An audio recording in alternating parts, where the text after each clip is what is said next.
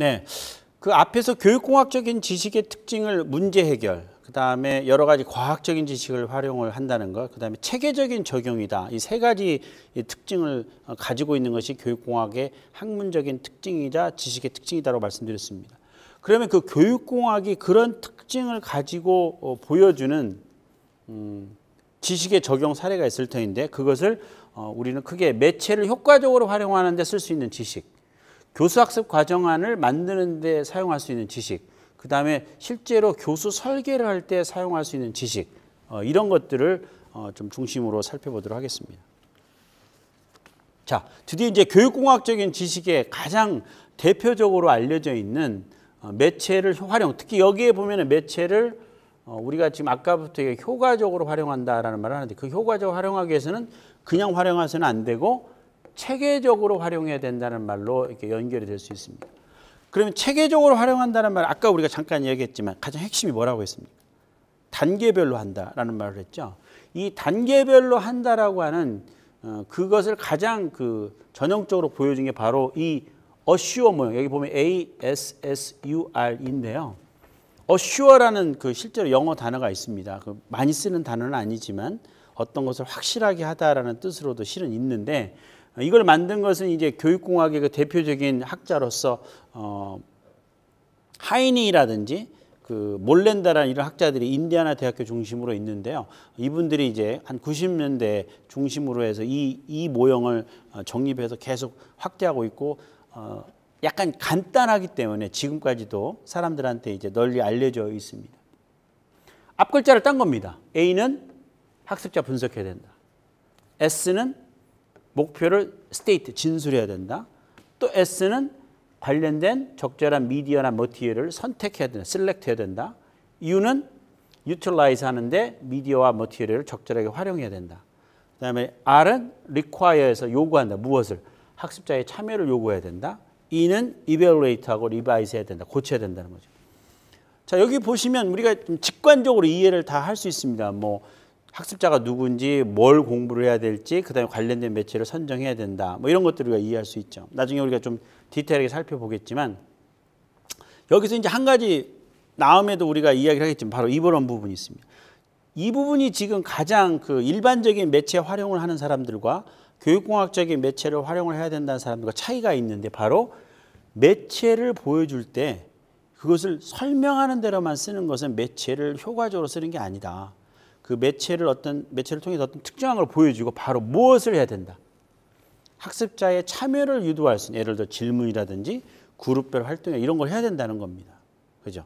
그 다음에 또 하나, 이게 지금 또 상당히 우리가 일상적인 과정에서 잘 하지 않는 경우인데 여기 보면은 평가가 우리가 보통 말하면 학생들을 평가한다는 말을 많이 합니다. 그게 아니라는 겁니다. 우리가 만든 이 자료, 교육 매체, 이 자료들에 대해서 진행을 한 다음에 수정하는 작업이 있어야 된다. 그래야만 이 과정을 거쳐서 최적의 수준으로 갈 수 있다는 거죠. 그래서 이 두 가지가 이제 좀 더 독특한 특징을 가지고 있는데 아마 이제 나중에 여러분들이 매체를 가지고 실제로 수업을 준비하고 실행하는 과정에서 다시 한번 이 R과 E가 어떤 의미가 가지고 있는지 또 한번 생각할 수 있는 기회가 있을 것 같습니다. 이 부분은 계속해서 우리가 뒤에서 나오게 되니까 초점은 교육공학적인 지식 중에 대표로 assure 모형은 이렇게 매체를 활용할 때 5가지의 단계를 스텝 바이 스텝으로 잘 거쳐야 된다. 이걸 강조를 하는 거죠. 일상적인 매체 활용과 차이가 있다는 점을 우리가 알 수 있습니다. 두 번째입니다. 자, 이건 아까 것보다 조금 더 복잡하죠. 조금 더 복잡하고 아마 이후에 강의 7주차, 8주차 들어가서 우리가 좀 더 자세히 살펴보도록 하겠습니다만 여기 보면 체제적 교수 설계라는 용어가 있습니다. 이 설계라는 말, 디자인이라는 말에 대해서 최근에 이제 여러 분야에서 많이 쓰입니다만 일단은 지금 단계에서는 디자인을 뭐로 일단 여러분 이해를 하면 되냐면 플래닝으로 거의 똑같아요. 플래닝이라는 말은 우리가 계획한다, 기획한다는 말로 알고 있는 단어죠. 그래서 이 말과 동일하게 거의 생각해도 되겠습니다. 그러니까 내가 수업을 한다. 그럼 수업을 내가 어떻게 할까 미리 계획을 우리가 잡게 되죠. 그 계획을 잡을 때 도대체 뭘 어떻게 해야 되느냐와 관련돼서 여기 나와 있는 딕, 캐리 이 세 사람이 2009년도에 이렇게 좀 책자가 나와 있지만 실은 첫 번째 모형은 78년도에 이 모형이 초기 모형이 만들어졌습니다. 지금까지 계속해서 지금 변화되어 오는데요. 약간 복잡해 보이지만 여러분들이 조금 더 이렇게 관심 있게 보면은 교수 목표 규명, 그다음에 이 용어는 교수 분석은 조금 특이하지만 이 교수가 이제 프로페서가 아니고요. 인스트럭션, 수업을 어떻게 분석할 거냐, 인스트럭션 어널리시스인데 주로 어떤 내용일 거냐라는 거죠. 그죠? 그래서 목표를 크게 정한 다음에 어떤 내용이냐, 그다음에 여기 보면 학습자가 누구냐, 두 가지를 먼저 분석을 해서 그다음에 아주 구체적으로 수행 목표를 기술하는 것. 이 수행 목표는 이제 행동적 교수 목표란 말과 거의 비슷하다라고 보면 됩니다. 그리고 중요한 게 이게 있습니다. 여기 좀 화살표가 이렇게 있죠. 이 앞단에서 했었던 게 다음 단계에 영향을 준다는 겁니다. 앞단에 여러 가지 활동들이 다음 단계에 영향을 준다. 그 다음에 뭐가 나와 있습니까? 여러분들 그 수업할 때 1978년도에 이미 나왔습니다만 수업할 때 이미 이 수업을 마치고 나면 학생들이 도대체 무엇을 할 수 있어야 되느냐라고 평가 문항을 만들어 놓고 이 평가 문항에 대해서 답변할 수 있도록 이렇게 만들어 놔야 된다는 겁니다. 그죠? 그 다음에 이 평가 문항에 대해서 학생들이 답변을 잘하려면 이제 드디어 어떤 방법으로 해야 되느냐. 교수 전략이 이때 나옵니다. 그 다음에 이 교수 전략 여기에 이제 아까 우리가 얘기했던 파워포인트라든지 매체가 어떤 매체를 쓸 거냐가 여기서 이제 결정이 나는 거죠. 그래서 앞에 우리가 잠깐 이야기했지만 매체를 우리가 어떻게 효과적으로 활용할 거냐와 관련된 초기 그 여러 가지 고민들이 이 모형에 따르면 어떻게 나와 있습니까?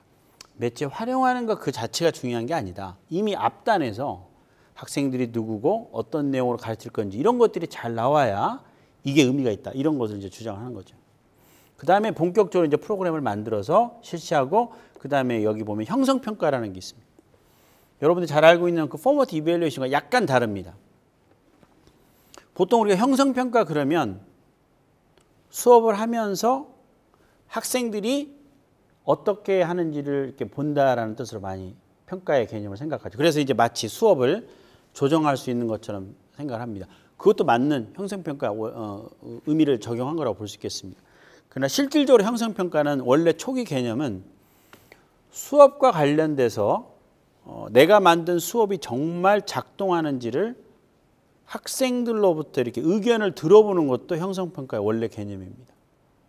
그래서 수업이 다 끝난 다음에 학생들한테 물어보는 겁니다. 내 수업에서 좋은 게 뭐가 있고 개선할 점이 뭐가 있느냐. 그래서 수업의 형성 과정, 학생의 형성 과정이 아니라 수업의 형성 과정에 대해서 평가를 해야 된다. 그렇게 보면 되겠습니다. 강의 후반부에 우리가 다시 한번 이야기하겠지만 여기까지가 플래닝입니다. 이 플래닝을 가지고 형성평가하면서 이제 교수 프로그램 수정 보완을 해서 실제 수업이 막 진행되겠죠. 진행되면서 학생들의 어떤 실력을 테스팅합니다. 그리고 총괄평가라고 합니다. 여기서 재밌는 게 옆에 있는 이 칸이 부족해서 이게 밑으로 내려온 게 아닙니다. 여기까지만 실제로 플래닝이고요. 세팅이 된 다음에 수업이 계속 진행되면서 이것은 플래닝 과정이라고 볼 수 없는 거죠. 임플리멘테이션을 계속하면서 반복적으로 시험 보는 거기 때문에 밑에 별도로 뺐습니다. 자, 조금 설명이 길어졌지만 이따 강의 후반부에 또 계속해서 좀 반복적으로 나오겠지만 수업을 설계하는 과정이 이처럼 일정의 단계별로 이루어진다는 것을 모형화한 그런 대표적인 지식이라고 볼 수 있겠습니다. 그래서 교수 설계 혹은 교수 계획 과정에 일종의 단계 혹은 다른 말로 하면 절차가 있을 수 있다. 이런 것을 이제 교육공학의 대표적인 지식이라고 보면 되겠습니다. 하나 더 말씀드리면서 끝내도록 하겠습니다. 자, 교육공학에서는 또 어떤 걸 다루느냐. 자, 매체의 활용, 그다음에 수업을 기획하고 준비하는 과정에서의 모형. 또 하나가 어쨌든 여러분들이 잘하는 교육의 방법. 예를 들면 여러분들 제가 지금 이거 할 때도 일종의 그 교육공학의 지식의 예시로 지금 여러분들한테 보여주고 있는데요. 실제로 교사와 교수님이 강의할 때 효과적인 교육 방법이 뭐냐라고 하면 그 중에 하나가 바로 적절한 예시를 드는 겁니다. 그 수업에 관련된 내용 이해를 도울 수 예를 제시하는 건데 그 예를 제시하는 것 그게 있을 수 있죠.